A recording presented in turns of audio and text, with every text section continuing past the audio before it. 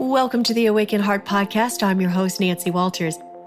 Get ready to create magic and miracles as you lean into your heart's desires. I believe not only does the heart want what it wants, but it knows. This show is a weekly deep dive into what it means to live from an awakened heart.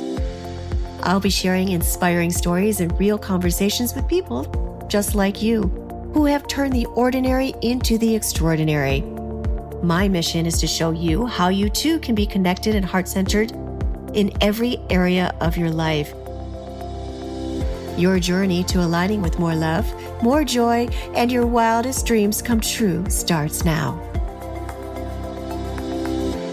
Hello and welcome back to the Awakened Heart Podcast. I'm your host, Nancy Walters. I hope everyone's doing well out there. Here we are in February. Man, time is just flying by in this new year. I hope you all are having a great 2023. I really love today's episode, and I've talked about this a lot, about how important it is to have unconditional self-love for ourselves. Because how we are being within ourselves is reflected in our outer experience. And what we see reflected back to us is a reflection of what our inner experience is. And so often we keep trying to change things outside of ourselves in order to, or I'll be happy when, or, just putting our self-worth outside of ourselves. When we can bring that home and really come from a place of incredible self-love, it's not selfish, it's so vitally important that we have that within ourselves, because we have to show that we're able to receive. And what we see growing up within a family structure, a lot of times we're seeing maybe, the mother figure not be able to receive. So they're going to go on into their lives and not being able to open up to receive. Because when we feel worthy enough, we are able to receive so much good, so much love, so many miracles can happen when we honor ourselves and we up our level, as Terri would call it, our worthiness quotient. There's this beautiful quote I would love to share right now. This is a really good way to visually be able to see what I'm talking about. So imagine you are walking through a field of flowers. The flowers are not fixing you. They are not asking you to see their beauty. They are simply being. And as the scent reaches you, as you are enveloped in the scent, you are realized through the interaction with the scent, and you leave a different being.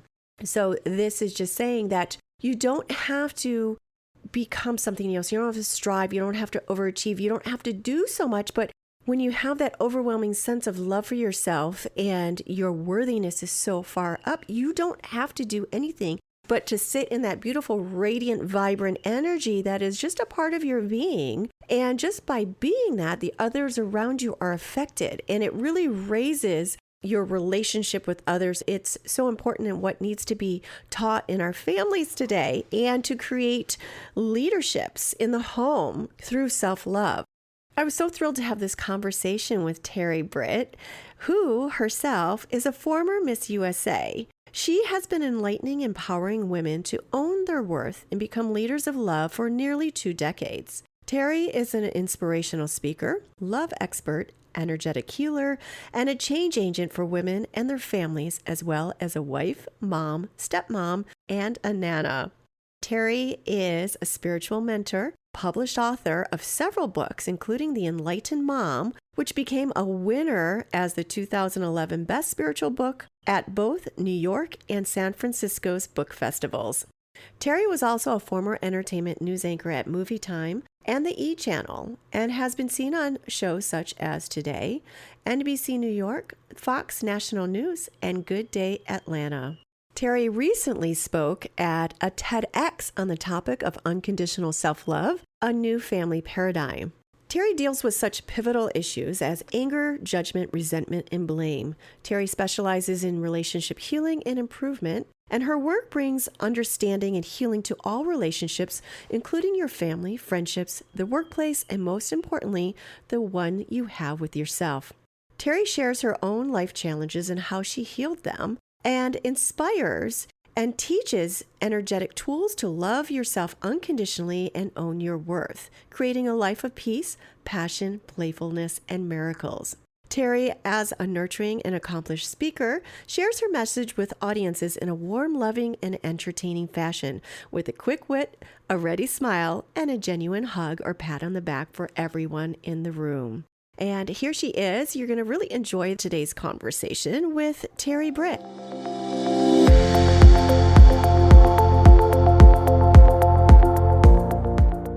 Hi, Terri. Welcome to the Awakened Heart podcast. Oh, I'm so happy to be here. I cannot tell you, after listening to your shows, and oh my goodness, I'm so excited to share with you and your listeners. It's a real privilege to be here. So thank you. Oh, well, thank you. I so appreciate that. I'm really excited to have you here. I love your energy. I love everything that I've seen that you're doing for women, for families, what you've done in your own life. Like, you're so super accomplished. And I gave a little bit of an intro before we started, but I'd love to hear more about your background. I mean, you were a former Miss USA in the 80s, and you had your own podcast, you had your own shows. I mean, you're so accredited. You've been on so many different networks. You worked in entertainment as well. I'm in Hollywood. Were you in Hollywood? I was in Hollywood. Yeah. Okay. Good old Hollywood. Yep. Good old Hollywood. Oh, yeah. I lived there and in that industry for many, many, many years. Oh, So wow. I was in Marina Del Rey the last 6 years before I moved up here. Yeah. We might have been neighbors, although I'm a lot Really? older than you are. Oh, yes. I lived in Marina Del Rey for a short period, and then I lived in Manhattan Beach for 19 years with my late husband. Oh, I love Manhattan Beach. Yeah. The South Bay Yeah, no, I bubble. did. You were asking about, I worked at what's now the E! Channel. It used to be Movietime. I was the news anchor. Okay. So I got to cover things like the Cannes Film Festival and the Academy Awesome. Awards. Yeah, it was fun. It was, but it was not my calling. Right. Well, that led you to what your calling is. And you're still in, you can't say entertainment, but you're still in the public, but you're doing what your purpose are, what Terri is about, and what you're here to do, your purpose. Exactly. You're fully in your purpose. Mm-hmm. Exactly. You know, when I was working in television, there always felt like there was something missing. And I had been this person, as you said, I was a former Miss USA that was always going after that achievement, going after every accolade that I could get, looking for something to fill me up. Mm-hmm. And nothing ever did. Nothing filled me up. Even in the moment of winning Miss USA, at first I felt guilty. Well, first I felt excited because, you know, your ego says, I won, I did it. And then the next moment I felt empty. And then I felt guilty because I felt like I was screwing up my boyfriend's life because I was about to be sent from Arkansas to New York City and he was going to be left behind. So I had all of this guilt around that. And it was like nothing filled me. And I left everything. Well, after that, I got into television, and then I left everything to become a wife and mom and realized that I sucked at it. I was not good at being a loving mother. I mean, I was really good in a lot of ways, right? I mean, I was playful and loving and kind, but I had so many moments where I would blow up and scream. I can remember standing at my fireplace, looking at my kids' pictures, crying, going, what am I doing to them? And what am I'm perpetuating this cycle of lack and suffering. And I don't want to be this. I want to be peace. I want to be joy. And then my dad died in 95. And I watched him. He had lost everything in bankruptcy. He had become an alcoholic. He pulled away from all of us. And I realized that I was like him. I didn't have a lot of forgiveness for myself. I didn't feel worthy of receiving love. And I was always performing. So I said, no more. And I committed to healing. I made a decision right then and there that I was going to break the cycle. And, you know, as you know, and I'm sure your listeners know, that when you commit, when you say, no more, I'm going to heal, your world opens up. It absolutely opens up. And that's what mine did. Next thing I know, I meet this girl and she's going to go take healing classes and meditation classes at a healing school, an intuitive healing school. She asked me if I wanted to go. I didn't know her. I said, sure, I'm in. Next thing I know, I'm taking healing classes, meditation and intuitive training. And my whole world opened up because I said I wanted to do it differently for my family. I mean, my family, we all have a catalyst, whether it's your work, your health, whatever it is. We have something that gives us the means to learn about ourselves. And my family was it for me. It has really been the calling to say, I want to do something different than what I was raised in. I don't want to be in self-denial. I don't want to be in anger. I don't want to be in lack. I want to do it differently. And just having that desire and making my children, when they were little, they're now old. I'm a grandma now. I'm Nana. But making them, I know, it's like I got this little pistol of a grandbaby. She keeps me on my toes. But to let them be the catalyst, because at first I didn't love myself to do it for me. I didn't love myself enough. I didn't, we often say, do it for yourself, love yourself.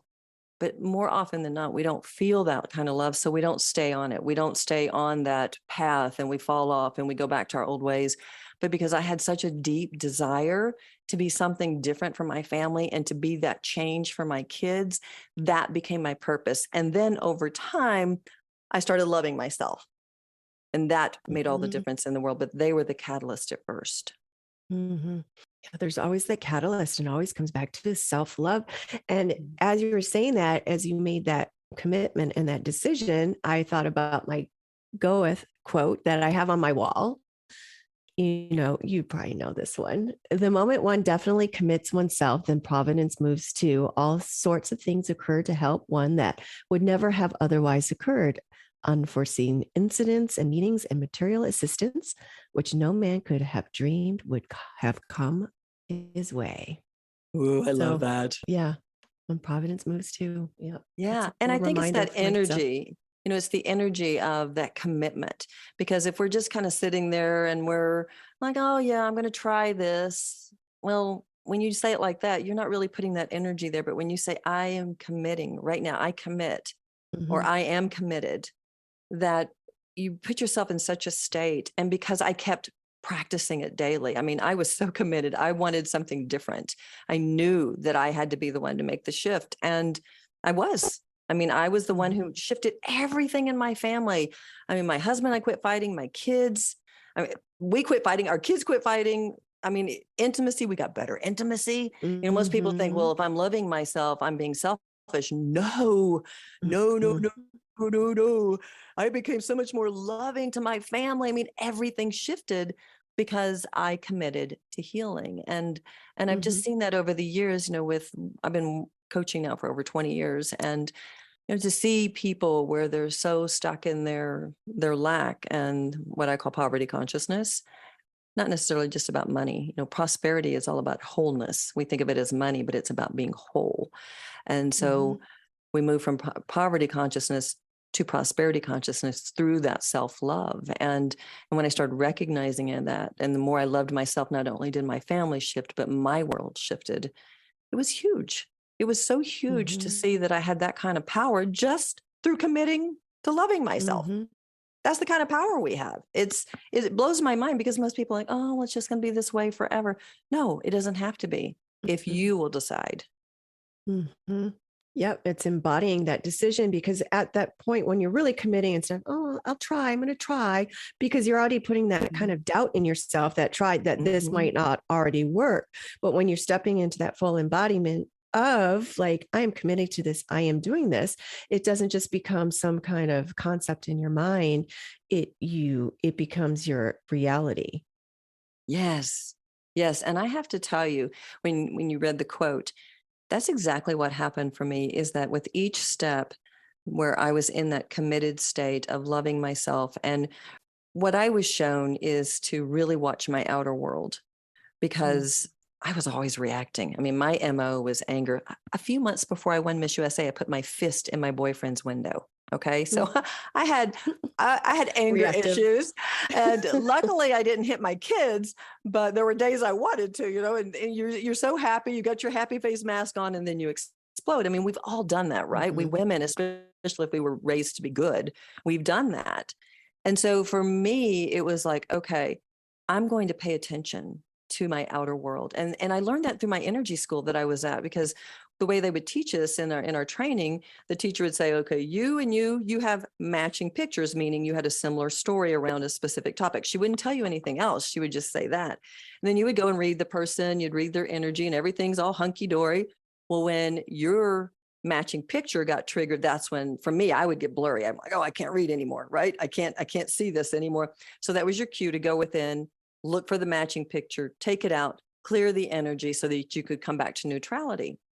Well, that's what we want to be in, right? We want to be in that state of neutrality so we can get divine guidance, so we can walk through life with clarity. Well, when you're in a reactionary state as a mom, like I was, it's hard to stay there. So I was shown through meditation and my guidance to pay attention to my outer world. If I'm reacting to my kids, to my husband, to anyone, then that was my cue to go within and look for the belief that was causing me to react in the first place. And so I would clear that out and then say, what is my truth? What is my truth? Well, as I committed more and more to standing in my truth, the more clarity I got, the more intuitive I became, the more peaceful I became, the more loving I became. I mean, it was just, it changed everything. So for me, even my first book is called Retrieving the Gift of Love, Message Sent, Retrieving the Gift of Love. And it was about seeing every situation as an opportunity to go into my heart and to love myself, to awaken my heart. Right. And that's what it became for me. And so it's been so magical to do that. And as you were talking about, how things show up, as I did this, all I would have to do is, if I was in emotional chaos in any way, is just set that intention of it being healed and to feel the feeling and then surrender. Now, there were times I didn't surrender very well, and it might take months and months for an answer to come. But as I continued to practice this, the time span got like this. Oh, there's something that needs to shift here. Let's shift it. And, and to see that we have that kind of power to create change. And I think that's where people are, we're into such a quick fix in our society that, we're not willing to say, okay, I'm going to commit to this and do this and continue to love myself, stand in my truth, and see the changes happen. And if people would just realize, you have this kind of power. You have this kind of power. I never thought I did. I was the number one victim. Oh, you're doing this to me. You're doing that to me. Well, you're going to create more of that, right? And that's what I was doing. But as I loved myself more and more and more, I felt worthy because I was treating myself as if I mattered, right? I used to want people. I performed for everybody. And that's what I had done in my family. And what made me so angry is I was always performing, trying to win their love, right? When we're performing, when we're trying to get it right and do it right, it's because we're not trying to make you happy. Yeah, that's part of it as a parent. But at our core, we want you to make us feel loved. We want you to tell us that we're doing a good enough job. And so when I recognized that and said, I'm not performing anymore, I'm standing in my truth, wow, I started feeling worthy because I was taking ownership of my happiness. I was taking ownership of my life rather than feeling like everyone else was responsible. And you look at our world right now and you see the division that we've had, and people are pointing fingers. Everybody's been in survival mode, right? Everybody's in survival mode. And instead of saying, wow, what's the gift? What's the gift here? What is this outer world showing us about our inner world? We're still pointing fingers. And now there's that division which is what had happened in my family, right? I was divided with my husband. We had walls between us until I started loving myself and taking ownership of my happiness and my healing and committing to it. Then the walls came down. So for me, when I look at what's going on in the world, it's like, gosh, it begins in the family. I mean, it begins in us as individuals. But when we can, in our homes, if we can commit to, we're going to, instead of blaming each other, we're going to see each other in spiritual agreement. We're going to see each other as we chose to do this together, and we're going to learn from one another. We're going to use each other as an opportunity. When I react to you, you are my gift to go within and love myself unconditionally, to treat myself as if I matter, to nurture myself. And then in that state, we're raising our worthiness. So now in that higher vibrational state, you attract things to you that are positive, and the whole dynamic of the family shifts, but it's also how we shift our world. And I could just talk and talk and talk. Do you have a question? No, I love that because if families can really integrate this kind of learning and being into their family structure, especially for children nowadays, there's so much going on. Like they've got tablets in their hand, they're learning about stuff like just online, this TikTok thing and all that. Like they're learning things the wrong way, and like all this societal pressure and all this division and all this programming in schools. So if you start in this family structure with these basics for your spiritual, your alignment and how you relate to the world and all that, taking ownership and responsibility and feeling love and worthiness, then they're going to go out into the world and create a whole different world than what we are seeing that's happening now. And Right. if these schools would at least embrace this as well and teach this instead of some of this this silly stuff that they're putting in schools now. Like, I don't even want to go into some of the stuff they're going into now. Like, what an amazing thing. It would be. And you know what's so interesting is that I was that overachiever, that number one overachiever, always looking for that thing to fill me up and thinking that if the harder I work, then good stuff's going to show up. And good stuff did show up. However, it was fleeting. It would come and then flee. It would come and then flee. I mean, even winning Miss USA, by the end of the year, all my money was gone that I had won. So because I didn't have permission to receive it, I didn't have permission to have it. It was like it was always having to be on that hamster wheel. I didn't have permission to receive real abundance, right? And so we have to look at what we're teaching our families is, so when a parent pushes their kids, or not even pushes their kids, but they're like, I'm going to do everything for my family. I'm going to do it for my partner. I'm going to do it for my kids. And I'm going to, help them have the best chance at love, success, and happiness. One, they're setting the example that it's not okay to receive. So think about that in our society. Okay. If you are pushing and you are shoving and you never take time to be nurtured and loved and receive and do the things that you need to put yourself in a high worthiness, you are setting that example for your family. So we look at our society and everybody's living on a hamster wheel. It's because we've watched our parents deny themselves. We've watched our parents say, okay, I'm going to have to do everything for you. It's not okay to receive. So the child grows up believing, well, the more I perform, the more abundance I'm going to have. But they don't have permission to receive. I mean, my late husband, we were talking about, I lived in Manhattan Beach. He was a garment manufacturer, brought home no less than $1 million a year after taxes. Okay. Very, very successful. 50-foot sport fisher, 7,000 square foot house in Manhattan Beach, ocean views from up on a hill. He was miserable. He didn't have any permission to receive. It was all a performance. It was all a performance. And so he was always stressed. I was stressed. Our kids were stressed. It was all a performance.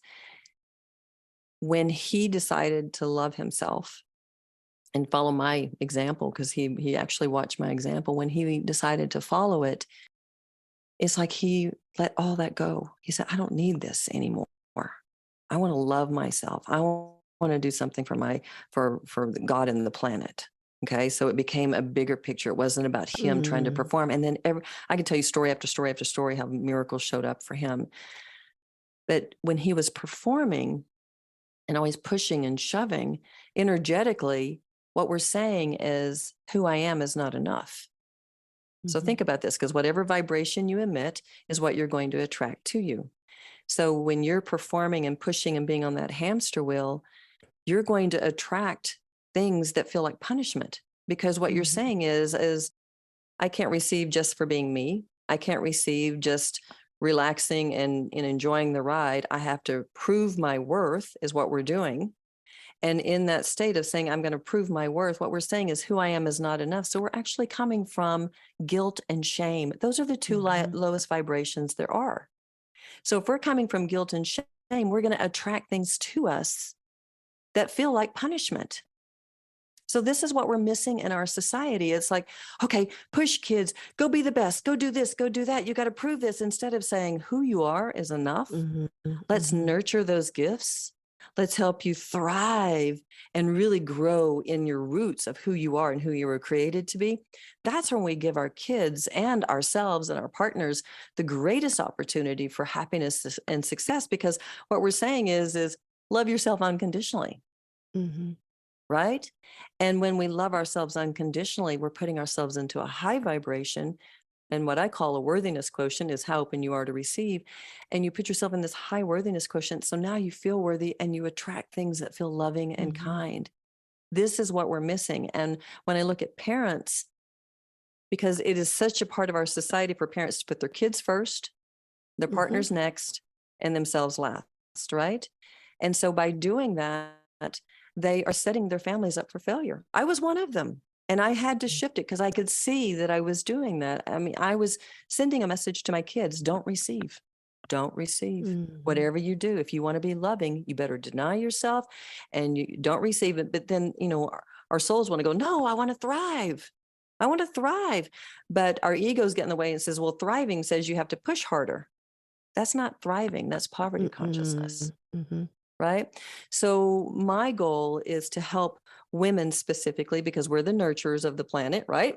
We are the nurturers, and is to help them step into a leadership role in their home so Mm-hmm. that they are thriving, nurturing themselves, being in a receptive state, being in a high worthiness quotient, so they become that example for their families. And let me Mm-hmm. tell you, the shifts I've seen in my family over the years has been amazing, between my husband that I was married to for 17 years and then he died, and now my husband of 14 years, Charlie. Mm-hmm. Unbelievable shifts in consciousness because I taught them to love themselves. Mm-hmm. And as women, a lot of us have been raised or taught that it's selfish to do what you want to do. Or I mean, I know I was heard, oh, don't be selfish. That goes through my mind. So we Mm-hmm. sacrifice in order to be not selfish, or not be this thing that we've heard, throughout childhood, that it's selfish. But it's about filling our own cup first. We have to come, and then we give from the overflow. And Mm-hmm. we and teaching everybody around us to do the same. Because if your children see you in total sacrifice and not loving yourself, not giving you things that you need, and if they instead see you taking time for yourself Mm-hmm. and being in flow and being in balance, I mean, that literally, like, it's a vibrational thing, like you're talking about. It Mm-hmm. really resonates not only to them in their conscious, it's like unconscious thing. It's hitting their energy fields. And so everything changes. It's Mm-hmm. pretty epic. It's It's amazing. yeah. What I've seen so much, with guilt with parents, and feeling like, well, I've got to do this right. And then, we started hearing about put your mask on, like you were just talking about, so that you take care of yourself and Yeah. then you take care of your children. But here's the problem: is we are so programmed in our society, like you said, that you're selfish if you love yourself, that we're in a conundrum. Because if you want to create something, your vibration, that the creation of what you want to create, or the vibration of what you want to create, is here. Your vibration, you want to match it, right? So that you can Mm-hmm. actually receive this thing. What I have seen, and I've seen it in my own self and obviously clients, is because we have been so programmed that you're wrong if you treat yourself as if you matter. And especially like women as mothers, or family members, that you have to put your children first, you have to put your partners first. That even though we're hearing put on your mask first, we still have guilt and shame. We still have these deep beliefs that say, I am bad, I am unlovable, I don't matter. I mean, there's a whole gamut of things of what I've seen. And if you are holding those vibrations in your subconscious mind, you're not going to realize that you're projecting that energy out. And so even though you're trying to do the loving thing and trying to be unconditional love, life can still feel hard at times. So, and usually those beliefs come from our childhoods. They come Mm-hmm. from when a parent was unhappy. And I know for me, when my mom, she had me when she was 19. She was young. She'd come from some physical abuse. So she struggled. Well, she had a stroke when she was 56. So I'm doing some healing work on her and sitting there. And all of a sudden I heard in my ear, "You're not to blame for your mother's pain." And I Mhm. went, "What?" And I heard it again, "You're not to blame for your mother's pain." And what I recognized in that moment is that as a child, when my mother was unhappy, I took on the belief that I was the cause of her problem, of her unhappiness. I was the cause, I was the problem. And so if you have those beliefs that are sitting inside your subconscious mind, that even though you're trying to be loving and kind for your family, there's going to be a battle inside of you about, well, no, I still need to make you happy. I still need to make Mhm. everything okay. And this is what we do. And this is why it's so important for us to look at our guilt and our shame. What are the beliefs we took on as a child about feeling as if we matter, feeling as if we're lovable, feeling as if we're bad? Okay. So it's really important for us to go deep into those beliefs to clear them so we're not in this battle within ourselves. Because here I Mhm. was, I've been doing this work since the 90s. And literally, it was up until a couple of years ago that I was still making my husband God, which is the way I was raised. The man was God, right? And so I would want to say something to my husband's daughter because we're a blended family. I'd want to say something to her, and they're all in their 20s and 30s now, but I'd want to say something, but because I had such a fear of, and it wasn't conscious because I'm thinking, oh, I'm practicing all this work, I'm doing all this self-help stuff and cleaning out my crap, but I would suppress myself in saying what I needed to say, even though I knew it was the loving thing, even though consciously I knew it was the loving thing, I knew it was the right thing, and I knew it was the greatest gift for my stepdaughter. There was a part of me that would still go back to that old family paradigm of no, I have to suppress myself, and I would create crap. I mean, I would sit Mhm. there because if I'm suppressing it, then that's when I get pissy. That's when I lash out, right? And I would create crap, even though I knew better, even though I knew that the loving thing to do is to speak my truth to this child. But because of these Mhm. old beliefs that said I am the problem and I am bad, I would have this battle inside of me. And there goes the peace, right? So it's Mhm. really important that we do the deep, deep, deep, deep work of going, am I the problem? Do I have a belief that I'm the problem? Mhm. Do I have a belief that I don't matter? Do I have a belief that says if I treat myself as if I matter, that I'm wrong? And do I have beliefs that say I am bad?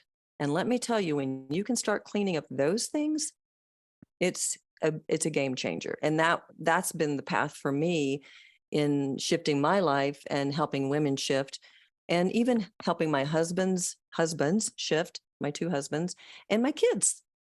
Right? It's Mhm. about, really coming from that space of let go of those lower vibrational guilt and shame energies that are sabotaging your happiness, that are Mhm. sabotaging you creating a life you love, because it will suck the life force out of you. And even though you're trying to do everything right for your kids, I'm loving myself and everything. If you're still holding that, they're going to pick up the guilt and the Mhm. shame, and they're going to make Mhm. it their own.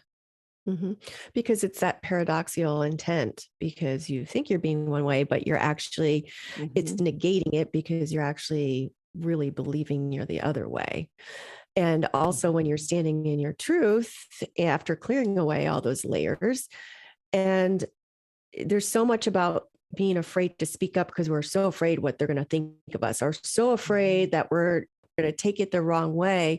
But it's really not our responsibility if we're coming from our truth and in a loving way, how they, I mean, you want to say it nicely, but how they receive it or how they perceive it, because everyone's coming from their own perception. So a lot of people are stopped because, again, that programming, selfish, or diarrhea of the mouth. I was told I had diarrhea of the mouth. Yeah. My mom. I'm like, oh God, I got diarrhea of the mouth because whatever I was trying to tell them, it would come across the wrong way. And then it just Mhm. led to, and then you just start, a lot of people, myself included, would just start not speaking my truth or Mhm. not speaking up and just avoiding any kind of conflict or discord or disagreement or uncomfortable situations. So, how are some of these ways? What are some of the tools you can help women to working through this, being able to of course, you have to clear away the guilt and shame, all those layers, but to Right. really stand in their power and use their voice. And we need a lot of women to use their voice, not just in the household, definitely in the household, but in society. We really need women to rise up and Absolutely. clear away these layers. And Absolutely. For me, it was so funny because I was just talking to some women about this yesterday, is find a purpose in standing in your truth and speaking and being who you need to be. And for me, that I said it was my kids, but it can Mhm. be anything. It can be when we're not in our truth, not only are we clipping our wings, but the people around us who are watching, we're helping clip their wings, okay, from thriving. Mhm. Because when people watch our example and learn, they think, oh, this is the right thing to do. Then they suppress themselves and they don't fly. They're not vibrant. They're not alive. They don't feel worthy. When we say, I am going to stand in my truth, I'm giving myself a voice, I'm loving myself, we're flying, and we give others permission to do the same. So that's the Mhm. first thing, is find purpose in it. My children became my purpose. And because like I said earlier, so often we don't love ourselves enough to make us our purpose. Starting with, over time, as we get, start loving ourselves, we're like, well, this feels good. I want more of this. I'm more peaceful. I'm more, more loving. But in the beginning, sometimes it's hard. So find a purpose. And maybe it's Mhm. world change. Maybe you heard me talking about the division we're seeing on the planet and how it's coming from lack and unworthiness. And you say, you know what? I don't want to participate in that anymore. I'm going to commit to loving myself. Now, here's a visual that I think is really, really cool. So imagine two columns. Over here is a low worthiness quotient, and over here is a high worthiness quotient. Now, I said earlier, your worthiness quotient is how open you are to receiving love, nurturing, and support just for being you. That means no performing, no trying to get it right, no coming from guilt and shame. Okay. So when you're in a low worthiness quotient, that's when you feel agitated. That's when you feel sad, depressed, angry, frustrated. You feel like a victim. Okay. We don't want to be in a low worthiness quotient, because that's where we attract things that feel like punishment. So when we are reacting to the world and we're checking in with our feelings, or just walking through daily life, we can ask ourselves, am I in a high worthiness quotient or am I in a low worthiness quotient? Well, if you see yourself in that low worthiness quotient column, I need to get the heck out of Dodge and get over here to this high worthiness quotient column. Okay. I got to get over here. And because that over here is where you move into alignment with the way you were created.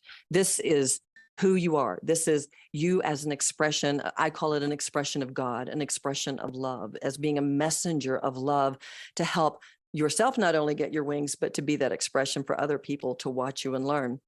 And so it's really key to get across this divide of lack and to say, okay, I am in this low worthiness quotient, which, by the way, is poverty consciousness. You can be making $1 million a year, but if you're holding on tight and stressing out, wondering, am I going to lose it? You're in poverty consciousness. I experienced Mhm. that firsthand with my late husband, right? So we don't want to be in poverty consciousness. We want to be in prosperity consciousness, which Mhm. is meaning we feel worthy, we feel open, we're receptive, we're in a high vibration, and now we're attracting these things to us. And the path there is having courage and committing to loving yourself. And that means every single time that you're in a conundrum of, what should I do?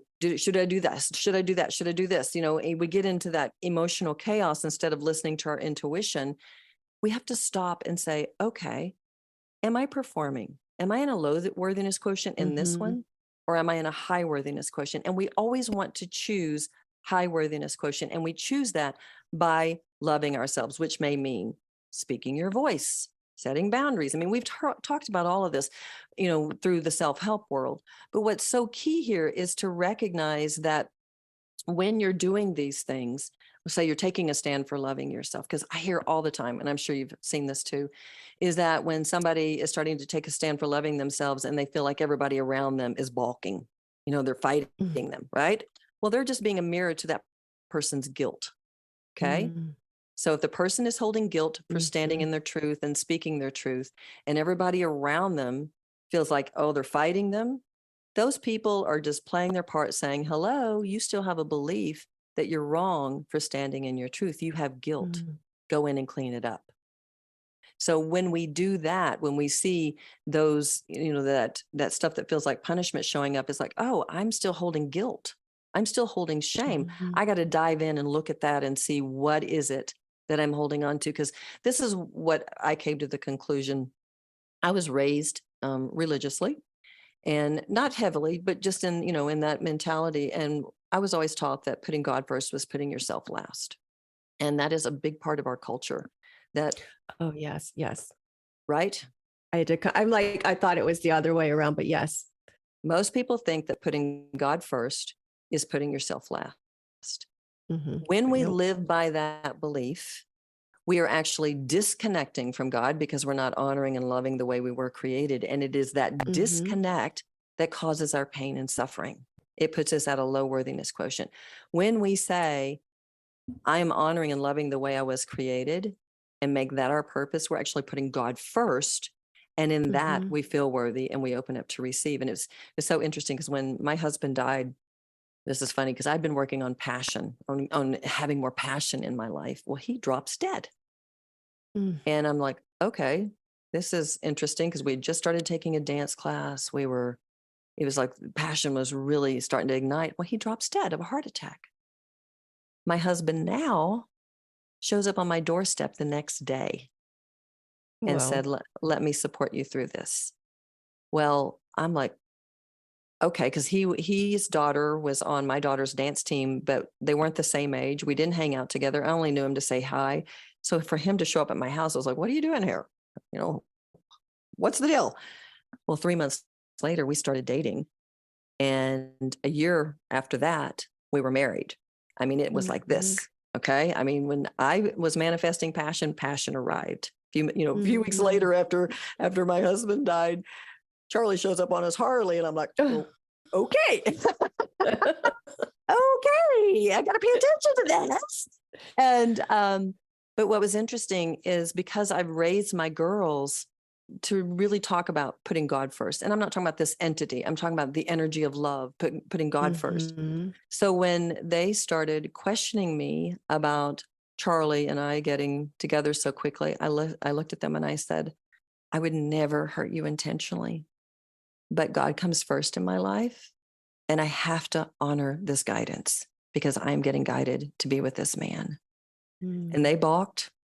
Up until the day of the wedding, they each took turns and then they would get okay with it. And then the last one, it was the day of the wedding when she finally had a shift. And it was so interesting because that's my daughter, Mackenzie. And a few years ago, she got married and she hands me a handkerchief on her wedding day that's got the stencil thanking me for showing her what a wonderful relationship is and helping her become the woman that she Mm. is. So this is the beauty of when we love ourselves and we let go of the guilt and shame. We align with God. We put God first. We break that Mhm. old paradigm of, because that's why people, you were talking about earlier about selfish, as you're selfish if you love yourself. It goes Mhm. back to that belief of putting God first is putting yourself last. Mhm. And we have to get rid of that belief because that's why there's so much disconnect and that's why there's so much pain in our culture right now. Mhm. Yeah, because you're separating yourself from Mm-hmm. and putting yourself last. But it's not when you're putting God first, you're putting yourself first. Mm-hmm. Yeah, Yeah, and opening up. exactly. Yeah. And choosing Wow, that is love, such as you say, God is love, you're choosing love, right? That's yes. all it is. Mhm. You're choosing Mhm. unconditional self-love. Mhm. And it's the whole thing, fear, it's either fear or love as well. Just like, Mm-hmm. the perspective that you look at it as, it's the same thing. Am I choosing this in fear or is it love? There's only one or the other and they can't operate at the same time. They can't operate on the same level. So, Exactly. yeah. And, maybe you are someone can make $1 million, but they're so happy because they're so aligned with something that's true for themselves and they're doing it from the joy of their own heart that $1 million might feel wonderful. But if you're just allowing a part of yourself where you're not acting in truth, it feels empty. Just like when Mm-hmm. you won Miss USA, it just felt empty Mm-hmm. because and then you're always looking for something else to fill that. Right. You're always looking for, Absolutely. oh, this is going to feel good. Oh, this, and you're just never going to get there until you really find that balance within yourself. And it's so true, Nancy, because I know for me that as I walk this path, the fulfillment that I have in my life is so wonderful.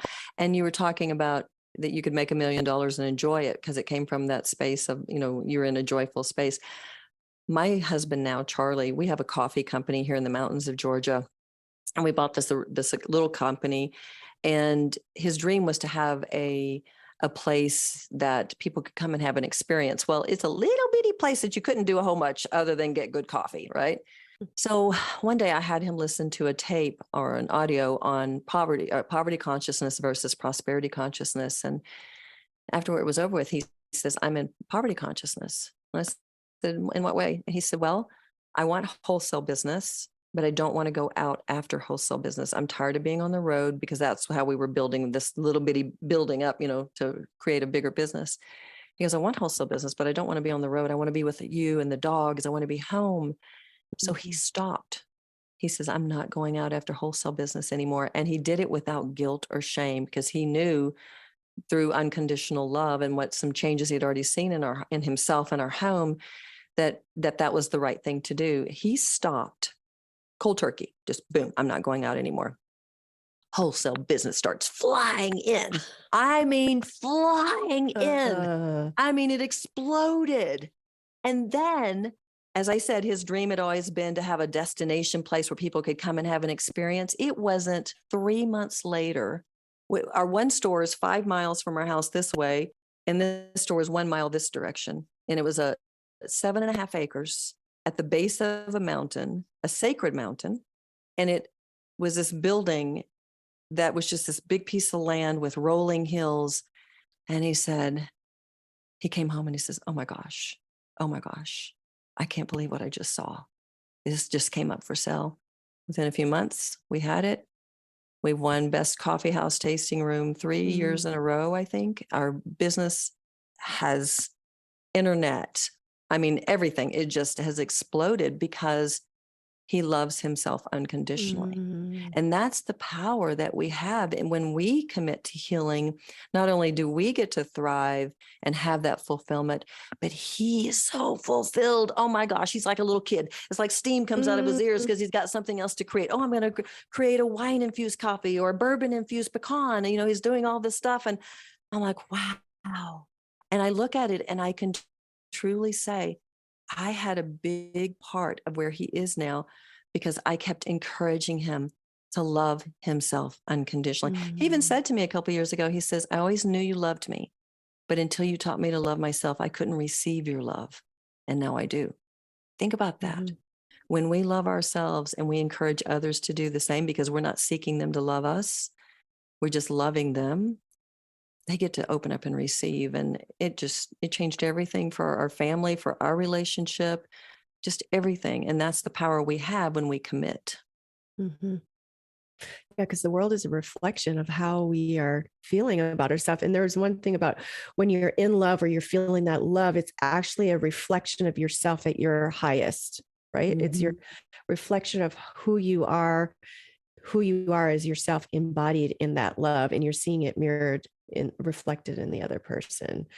Absolutely. And so this coffee shop, it's on 7 acres.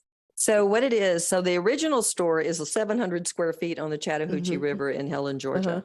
It's called Jump and Go Coffee. And then our newer place, which is now almost 4 years old, I think, is called Jump and Go Coffee Roasters and Tasting Room. And so we have a full barista bar. We have beer, we have wine, we have mead.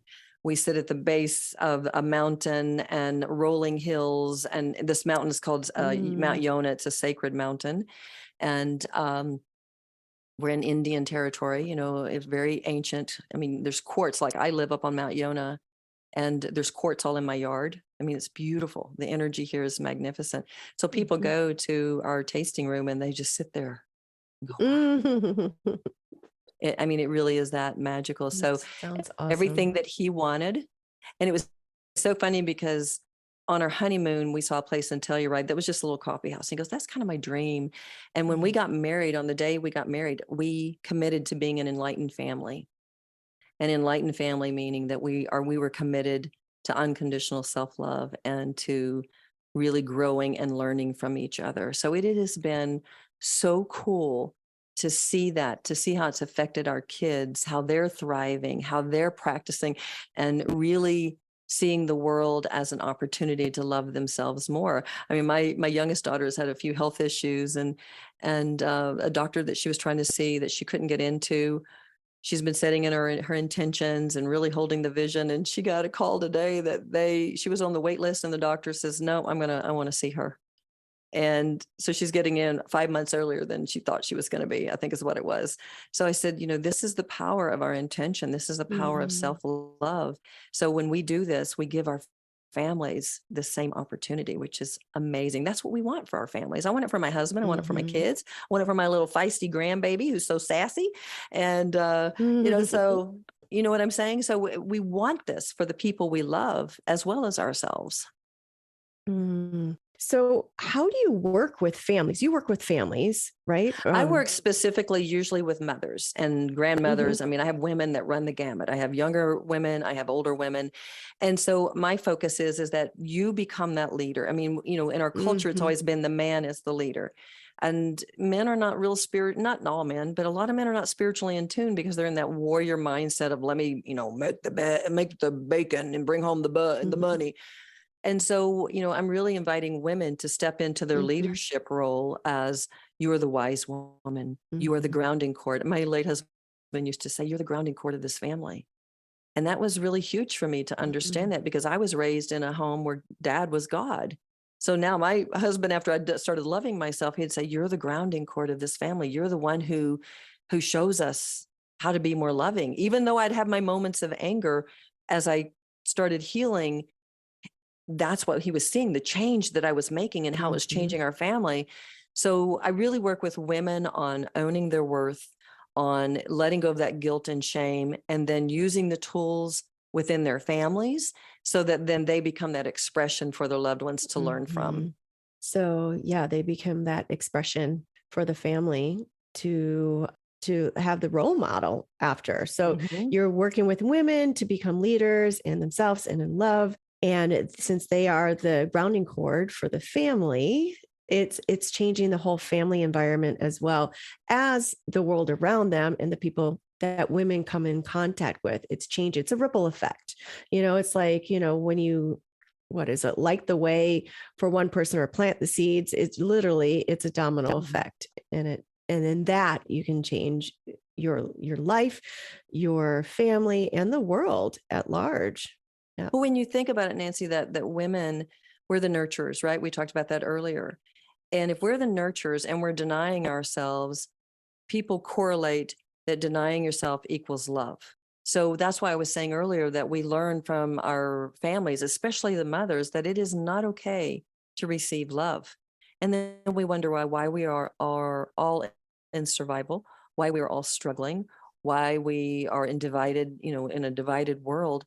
So if we want the change in our world to be more peaceful and loving and joyful and playful, we have to start it within ourselves so that it can trickle into the homes, then it trickles into the community, and then it trickles into the world. So we truly are the change when we commit to healing ourselves and loving ourselves. Be the change you wish to see in the world. Exactly. And it does begin with us. And the way that what's coming out of the world in propaganda right now, it's blame, something outside of yourself instead of taking ownership for yourself and how things are showing up in the world. Or, oh, you need to do this so I feel safe and so I feel included. No, you have work to do on yourself so you feel safe and that you feel included. Let's stop looking out there for everything. Absolutely. And the way we feel safe is that by making that connection within, and then opening up to connect to the universal guidance, to that beautiful loving guidance and that protection and love and that high vibration. And so a lot of people are, like you said, you make me safe. No, let's create that connection within. Let's find that safety net in here, open up to receive. And now we're in this high vibration so we can receive the things that love and support us. That's true safety. It would take a lot of people out of like being a martyr or victim consciousness and being a victim and, into one of empowerment. And I see that being such a beautiful world when this the ripple effect of everyone just being the Mhm. highest versions of themselves and standing in their truth and taking ownership, like the whole world's going to change. And a lot of people are, you're teaching a lot of people this, and a lot of people are recognizing this and awakening to something Mhm. else than the status quo or whatever's been happening. So, Absolutely. yeah. Well, thank you so much. This has been so wonderful. I would love to know right now, what is lighting you up? I know you have a TED Talk coming up in January, Mhm. so I'm sure you've got a lot of energy going into that. I Do you have do. any other? It's pretty I big. do. It's pretty big. And I'm definitely going to put that in links in my show notes. So when this airs, they can definitely go and find you in that TED Talk. Thank you. But how do women or people or whoever you want to work with, how do they come and work with you? And do you have anything lighting you up? I know TED Talk, but do you have anything up in your life right now that is just lighting you up? Well, I'm really excited about my worthiness quotient message. Mm-hmm. And I have a beautiful program. I have a quiz because most people say, oh, I've owned my worth. But yet then their feelings tell them otherwise, like, oh, you're out of alignment. So the quiz is just terribritt.com/quiz. And you take the quiz and it gives a breakdown on where you've owned your worth and where you haven't. It's very personalized and it gives you some points on what you can do to start shifting it.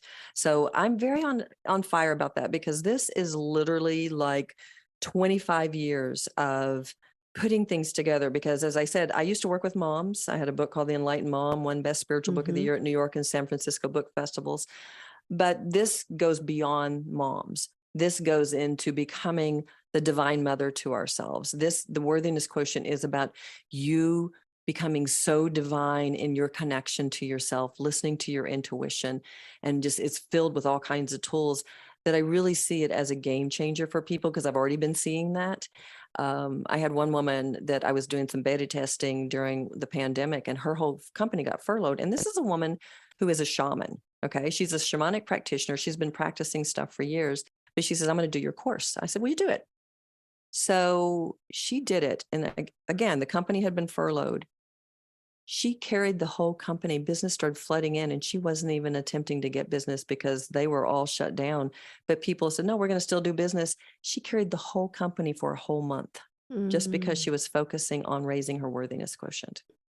So that excites me because when I think about people who are struggling and in survival mode, if we can get out of survival mode and into that higher vibrational mode, then we do end a lot of this crap that we're seeing. And it's a way to find peace and joy and love. And also I have a real big heart for kids. And so when I see kids that are being taught to the test in school, that they're stressed out, we have such high levels of anxiety and depression, that's because we're being pushed to perform. We're being pushed to be something that we're not. And, if I can make a difference in that way, that's like, yeah, that feels really, and so that's why this worthiness quotient message is really important for me. And it's super important. It's so important for kids to feel worthy. And some of the things that are being taught is that you're not worthy or that you're privileged because you've got this color of skin. And I mean, just how much pressure there is on these children nowadays, but to go in and teach them that you are worthy just as you are, not because you are, doing this or being that, or you look like this, you just are worthy. Absolutely. And that's so important. And they're not learning that in school is make your A's, make the test.